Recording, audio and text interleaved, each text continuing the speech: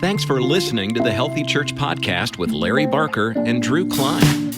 Hey, everybody. Thanks for joining us on the Healthy Church Podcast. Larry, it's good to see you, my brother, and we have a very special guest. Why don't you introduce us today? We do have a special guest, and this is Chris Yeager, and here in a minute I'll let him tell everybody what he's doing now, but has planted a church out in New York, planted a church in Mississippi, and now is in a brand new role. But first, I want to share stories of when he was a teenager and I was his youth pastor. Don't you think I should, Drew? It sounds like blackmail material. I like it. Let's get into it. Nah, usually when I meet people from my past, I make a deal with them. If you won't tell stories, I won't tell stories. Amen. It's a good setup. But no, Chris is from Flint, Michigan. I was on staff at Cornerstone Baptist Church way back in the dark ages. And is this when you had an afro? Yeah, well, I had more hair. Let's go there. Like 1988. Then, it's interesting, Chris eventually became the pastor there, didn't you, Chris? How cool. I did. Yeah. I don't know if they will agree to that anymore, but I was. Well, you were there to pester them at least, Absolutely. if not pester them, you know? Yes, absolutely. So, Chris, tell us introduce your family to us and tell us about what you're doing right now in your role with the BMA of Mississippi. All righty. I've been married for 29 years to my high school sweetheart. Her nickname is Dee Dee. And we've got 4 kids and a daughter-in-law. So Charity is 25, Samuel is 23 and married to Carolyn. And they've been married for 2 years now, and they are taking over the role of the church that we planted in Meridian. He is now the lead church planter. And I've got a 19-year-old that's at William Carey, Carissa. She is an art major. And then I've got a 13-year-old, Titus, and he is my science nerd. So he loves anything NASA. So that's my family. And we are... Hey, let me stop you for a second, Chris. Yes, sir. Drew, you haven't lived till you meet Titus and have a conversation with him. I'm telling you, that is one neat young man. And, yes, I love it. And if you like to talk, Titus is your guy. Because he likes to talk too, doesn't he, Chris? Absolutely. And he'll give you the most randomest facts that you've ever cared to know. And even if you didn't want to know them, he'll make you know them. So right. That's great. And so here I am now for the past 11 months as the missions director here for the state of Mississippi, the BMA of Mississippi, and excited to serve in this capacity with the planters that we have here, as well as beginning a whole new venture with church health and church revitalization. So we're really excited about what God is opening the door with in our state association. How many church plants do you have going right now? Right now we have 3. We have the one in Meridian, one in the Kill, Mississippi, and one in Buckatonna, Mississippi. So, and then we also have 6 Hispanic plants and churches going on at one time as well. I think with 2 more on the way. So we're excited about that. Praise the Lord. That's great. Well, I asked you about a week ago. We'd love to have you on here. I just you sent me a document some time back when you and I kind of started collaborating on some of these things. And I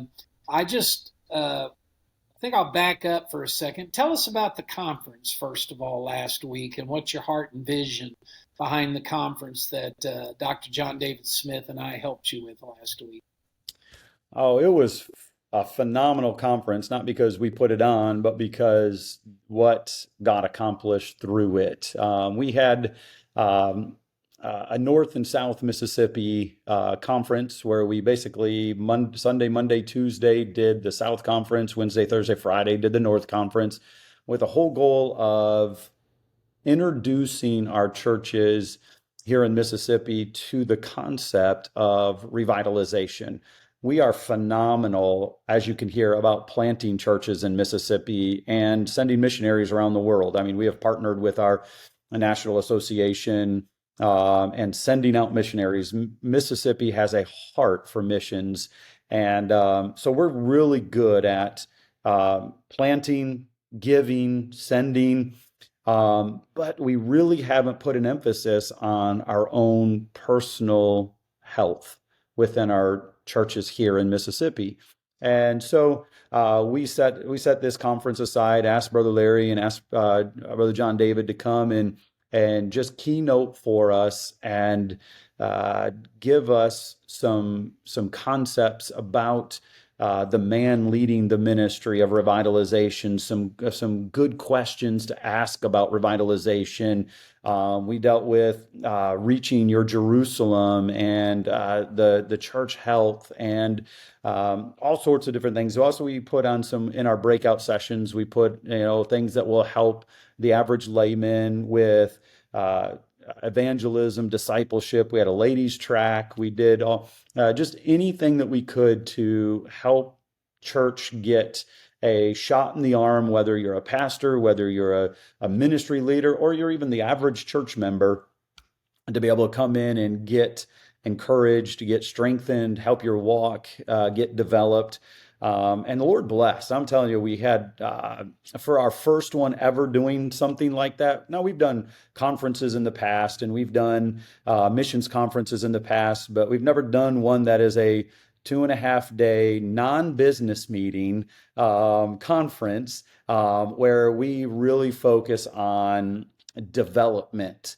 And man, I'll tell you what, it was super cool to be able to hear our pastors give me response, not just after the conferences, soaking in all of the information that they took, but going back to their pulpits and their people and start to begin to even infuse into their Sunday sermons some of the things that they learned. And I'm just looking forward to what results that's going to produce as they start focusing. So a huge success, even though it was our first year.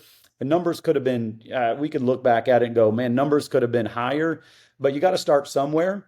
And again, it's a new concept in Mississippi. So it's one of those things that I think as we build and as the fire gets lit throughout the state, I think it could go a long way. Well, I just want to jump in and say how encouraged I am just to hear you say that this was a priority as a conference, the conversation about health, spiritual health, church health, personal health as pastors and leaders. Kudos to you for wanting to raise that standard in the church because it's so needed. And man, I'm thankful that the Lord met you there and is beginning a work in the hearts and lives of the churches. That's beautiful, man. So excited about that. Thank you. Encouraging that. Yeah. Yeah, and Chris, your heart was so apparent to John David and I.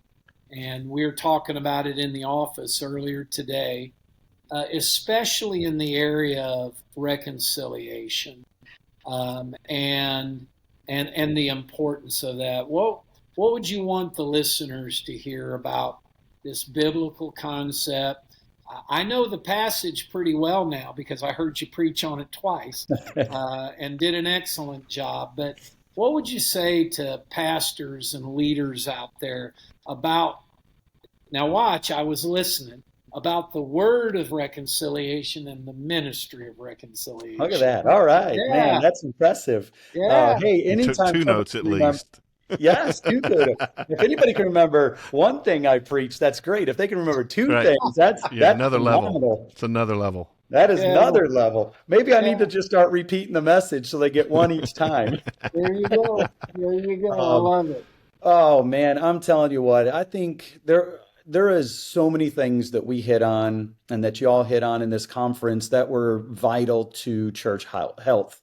But I think it's as the Lord led, as I heard what you guys were preaching, and the Lord had been putting this truth of the word and the ministry of reconciliation on my heart for a month or two leading up to this conference, but I didn't know what would be dealt with and how it would fit. And when the Lord gave me the green light to be able to preach that, I know it's hard because so many of our churches, the undercurrent is uh, it's hurt. It's problems that have built up over time where, again, many times we don't even know what the initial problem was, but we're Right. just frustrated with each other and we won't reach across the aisle. We won't reconcile. We'll let little things drive wedges in our church, and we wonder why we don't have the power of God. And so, man, we needed everything that we were given last week at the conference. And it just gave me an opportunity to dive deep and hit on something that my prayer is that we as churches in the BMA will talk more about. And that is that ministry and that word of reconciliation. The ministry is the work of Christ, what he did on the cross. And he reconciled man back to himself by as what that word says. That the word reconcile, again, is that idea of exchanging something of equal value, giving favor to. And when you think about what Jesus did for us, there is nothing of equal value that he exchanged for. We deserve nothing of what Christ has given to us. I mean, the perfect Son of God taking my place and a sinful unregenerate man taking the place of the perfect Son of God. And yet he did that willingly because he declared it, that word of reconciliation. He declared it to be so because he didn't, as the scriptures say, he did not impute unto us our sin. And he could have declared it, but yet, as verse 21 says, he made him to be sin for us who Right. knew no sin, that we might be made the righteousness of God in him. And so we as Baptists, we believe that, we preach that. Man, we're evangelistic as missionary Baptist about sharing that ministry and that word of reconciliation. But what we fail to do is exemplify what Jesus exemplified for us. We Mm. don't show to one another that favor. We instead of exchanging like Christ exchanged for us, we expect them to meet us somewhere in the middle, where Jesus didn't meet us in the middle. He came all the way to us. That's good. And if we can get that idea that in our churches, if we want the world to see Jesus, they need to see it in us. That's what First John says. That's what Matthew 5 teaches us, that the brotherly relationship is a picture of the love of Christ. And if we can't picture the love of Christ and exemplify it even towards our brothers and sisters in Christ, what makes the world think that they're going to listen to any words or testimony that we have? One of the verses that caught my attention is that verse in chapter 6, and I think it's verse 3 or verse 4, where it says that that ministry of reconciliation, be not blamed or discredited. And how many times do we discredit as a church by our actions, by our attitudes, by our testimony within in the community of what's going on in the local church? And so they don't hear Jesus, they only hear our drama. And if we can reconcile, man, what power that's going to bring to the church, what opportunity for revitalization, how we can work together and strive together for the faith of the gospel. And so that's just a burden. And my prayer is that, man, if even if the 30 churches or 40 churches that we had represented would gain a hold of that, I think that would begin just a domino effect in our association. Beautiful. Man, Chris, that's awesome. And this is probably a mic drop, but here we go. I heard a guy years ago say, Baptists plant churches like alley cats. There's a lot of screaming and fighting in the night, but in the next few days, there's more churches. There's more. And, It's true. you kind of go, ouch. But man, you got to lead by example. Yeah. And we as leaders have got to lead in reconciliation. And Drew, I know you weren't there, but that's what Chris was. Hey, Don't wait for them to come to you. Don't wait for them to come halfway. Go to them, and let's practice this, because let's not discredit this ministry by what others see. But I'm not going down there to that church. All they do is fight and argue and split and have this and have that. And then the other thing we talked about, leadership, speed of the leader, speed of the team, know? And so if we don't practice it and promote it, and people don't see it in us, why in the world do we expect our people to act that way? Right. Correct.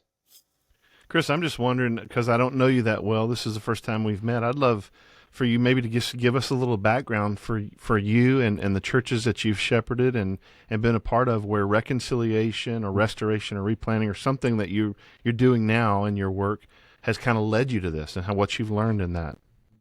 Well, I've been a part of church plants, and so the blessing of that is that revitalization and reconciliation almost happen on the front end instead of the back end in church plants.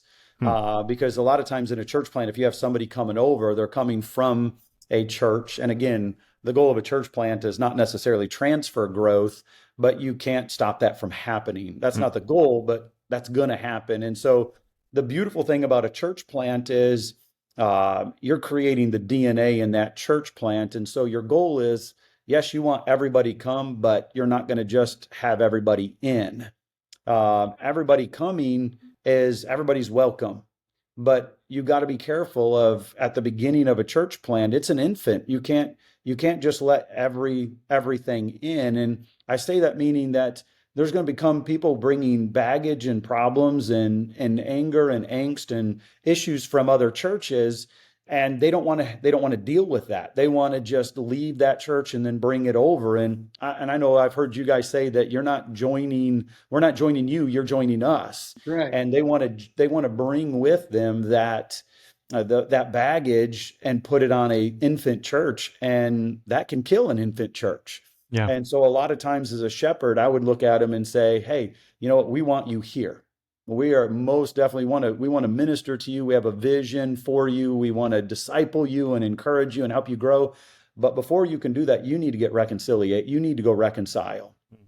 You need to leave your gift at the altar here, and you need to go back, and, whether you are right or you are wrong, just make sure that situation is taken care of. So when you come into this church plant, you're not coming in bringing that baggage and it hurting or bringing down this church plant. So reconciliation many times was looking at them and saying, and I'll go with you, as a planter, I'll go with you and sit down with your former church or your former pastor and just see how we can get that reconciled and taken care of so we can move forward. And maybe you might even stay at that church once it's done.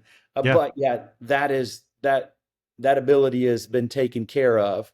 Another way is the church that I pastored in Michigan did go through some difficult times. They went through the traumatic death of their long-term pastor. They went through a church split. There was some breakdown in the church, and there was it was in a rough spot. It needed healing. Yeah. And one of the things that we had to do is preach and help people see that we've got a bigger vision than just dealing with all of that of the past. We've got to get past it. We've got to forgive, and we've got to go forward. And that means going across the aisle, talking to that person that you're mad about, and maybe they shouldn't have said that. But you know what? Christ has forgiven you. You forgive them. And I tell you what, you offer them that forgiveness. See how they respond. And you might be impressed about their response and asking for that return forgiveness. And so just situations like that God has allowed me to be able to see what reconciliation can do and what health it can bring to a church in that. And if you're hearing a hum, I apologize. Outside of my office, there's my groundskeeper is leaf blowing. So if that hum's coming through, I apologize. I thought You're I was in good. a quiet room, but no, it followed. Well, Chris, I'll You're just good. mention this about what you're saying, because what's so good about it is not only are you helping people deal with former issues of struggle or heart hurt or wounding or a lack of reconciliation, you're dealing with the future in your church of how they deal with reconciliation going forward. That's Yeah, what's so healthy and beautiful about that is if you can say to them when they're coming in, hey, you need to get this straight now, then they know it's important to you while they're a part of your church. So whether they stay in the old church or come to your church, you're saying this is a high value to us, yes. that health and honesty, conversation, communication, all these things. And also, I just want to say this, I just appreciate your comment about the word, just going back to the word, because it really has been laid out for us. I Yeah, get overwhelmed at how God has, in His Word, laid out the solutions for us as leaders, as church leaders, as pastors, if we just follow them, if we just do what He's asked right. us to do. But we often bypass that because we got a better plan, and it doesn't work out. And we Yeah. go, "Wow, I wonder what we could have done," And so I'm encouraged to hear you say, just going back to the Word and follow what God has given us as leaders. And I feel like sometimes church numbers become more important than church health, and we sacrifice the immediate or sacrifice the long term for the immediate. Hmm. And what we miss is that not dealing with it on the front end. We're going to deal with it on the back end. It's just where do Yes. you want to deal with it? I'd rather Yeah. deal with it on the front end and then deal with it on the back end when it's a much deeper and much Hmm. more intrusive problem for me in the church, because that's not going to just stay that surface level with them coming in. It's going to reach deeper into other families. And Yeah. you're right. If we'll deal with it like Christ told us to, it saves us from a whole lot of problems. Really good. It is good. And a little bit of leadership advice here. The thing that's always amazed me is a family's coming into your church and they're talking about the last leader they were under Hmm. and why a light bulb doesn't go on in our head and go, wait a minute, if this isn't addressed and handled, that's going to be me Yeah, before very long. It just is. And very Hmm. because much. hurting people hurt people, we've heard that said, and I know it's overstated maybe, but man, kudos to you. Do you want to tell your being called to the principal's office story at all, Chris? Because I loved that illustration because Uh, it's a beautiful illustration of uh, changing this culture of reconciliation. yeah, so many of us, what I was sharing in the message is so many of us, when we get asked, I used when I was at Cornerstone, um, there was a fear in our people's heart of going to the pastor's office. And so it was commonplace because I don't think of myself that much. I'm a fourth born. I'm a little bit, but a lot like Brother Larry, where I am the guy that if there's fun to be had, I'm going to have fun. I'm going to enjoy what I'm doing. And if I can't enjoy what I'm doing, then why do it? And so I'm a goofball, a high energy, just Wait a minute. Drew, did he just call me a goofball? Is that because I'm I, pretty I sure think that's where he that's was going what with that. just Yeah, happened there. he's still going. Keep going, Is he Chris. I still want to hear him. going? Yeah, Okay, yeah. I'll let him go.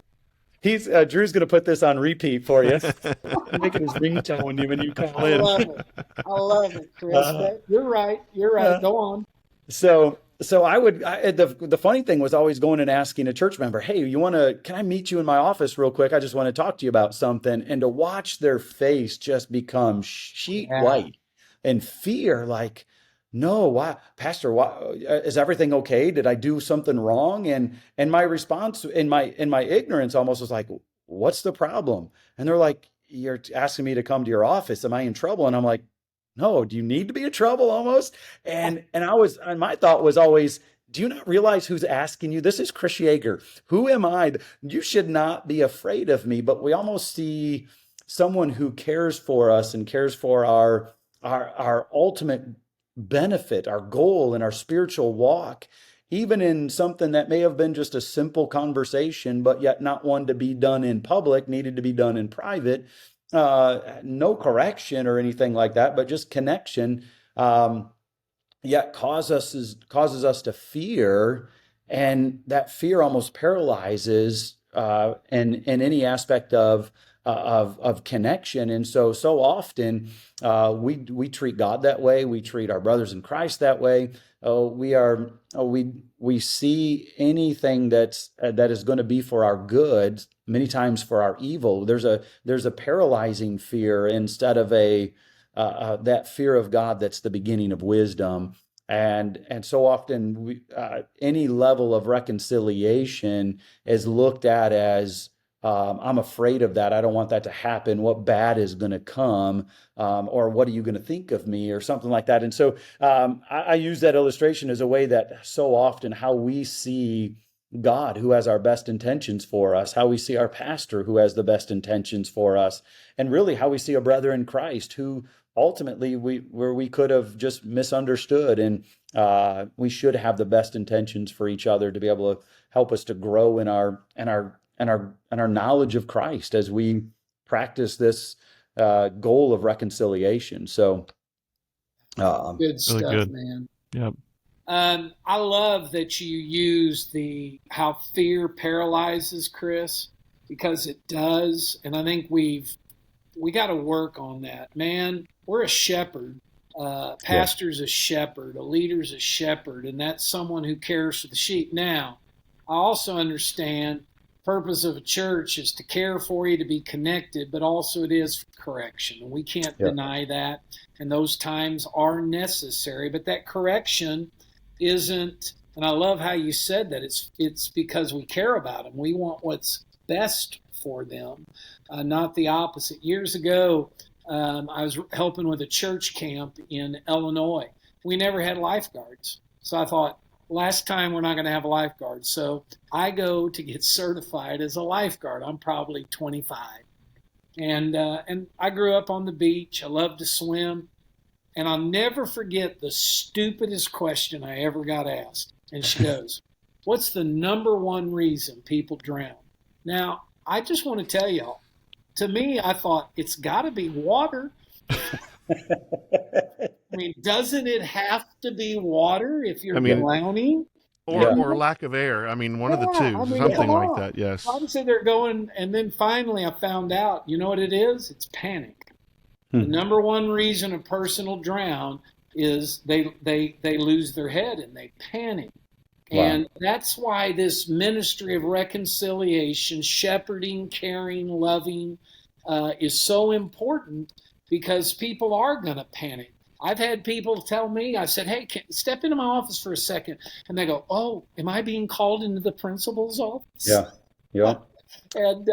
And so then I always want more backstory, because I figured they probably were, and that didn't go well. But anyway, we've all been there and understand that. So I love that illustration, but that takes time. And leaders got to understand, they've got to see, number one, that you love them, that you care about them, and then you got to earn trust. And that just takes time. It just takes time to build that up. Something that helped me with that is the most common passage in Scripture that everybody knows is Psalm 23. And when you get down to the end of it, it says, thy rod and thy staff, they comfort me. That's right. And when you think about a rod and a staff, they're corrective tools.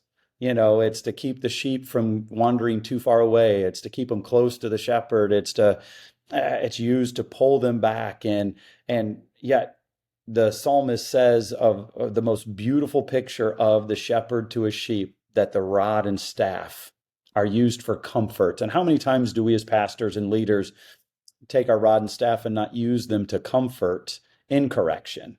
Because they're corrective, but it's the end of the goal of our great shepherd is that we would come back to the comfort of his care. And when I learned that and I saw that, I'm like, man, that changed the view that I had of my position.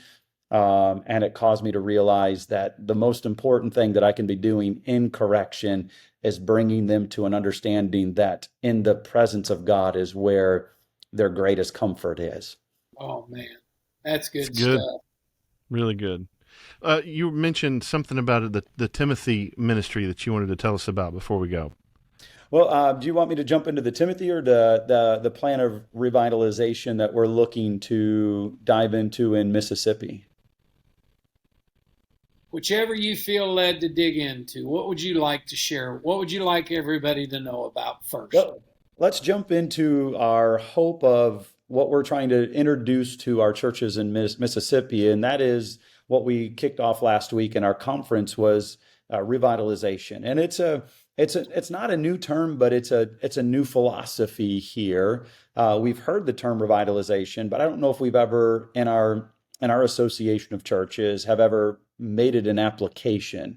And so it is a buzzword that we're trying to say every chance we can get because we want to stir within the hearts of our churches that whether you're on the recline or the decline, you don't have to stay there, that there's hope. And something that I think that was communicated so brilliantly over the course of last week was that constant truth is that every church has the opportunity and is the desire of their Savior to bring them into revitalization so that they can live again, that God is not done with any church. And so we're going to be presenting to our association at our annual meeting a three-tiered three-tiered plan of revitalization. And that first level is a restorative level or a restoration level.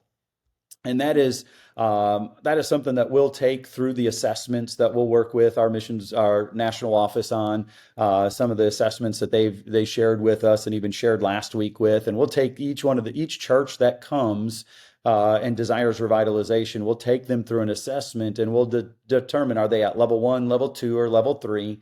And level 1 is, as I said, is that restorative level or the restoration level.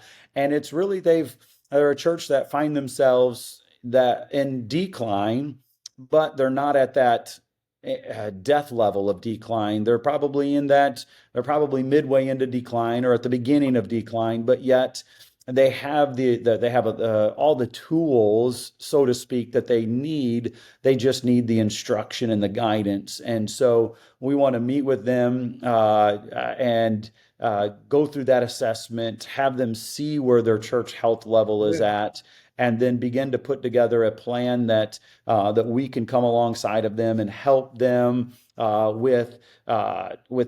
them pastorally with training, developing, coaching, just a lot of what we would give our missionaries, and even to another level that we're adding into our missions program. And so be able to bring them into that, give them that, and then also come alongside of the church congregation and give them some direction, some accountability to help the pastor as he's leading them through leading through revitalization, that looking at those different aspects where they need to. And so it's more of an instructive thing than it is a truly hands-on. The church is there, they're ready. They've got the pastor's ready. So we're just going to come along and bring that restoration back to incline in their church and help them guide them that. That second level is the revitalization level. And that is a level that is, they're a little bit farther down on that healthy church level of decline. Maybe they have the pastor, maybe they don't.